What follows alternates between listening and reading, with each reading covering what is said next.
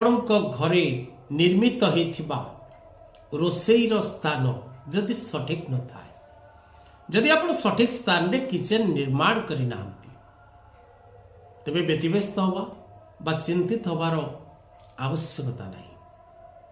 प्रत्येक समस्या रही माने तार सहज और सरल समाधान मध्य रही। आपण भूल करिसंती माने से भूल प्रायश्चित रही। तेणु आपणक निर्माणाधीन गृहरे जदि रोषेई घरटी आपण घरर आग्नेय कोण रे निर्माण करिना अन्य कौनसी स्थान रे निर्माण करिसंती, तेबे विशेष करी आपण से कुप्रभाव वास्तुर दोषरु मुक्ति पाइबा पाई आपण जदि विशेष करी आग्नेय कोण रे प्रत्येक समय रे गोटे बल्ब जलांती तेबे से गृहर वास्तु दोषरु मुक्ति मिलता है।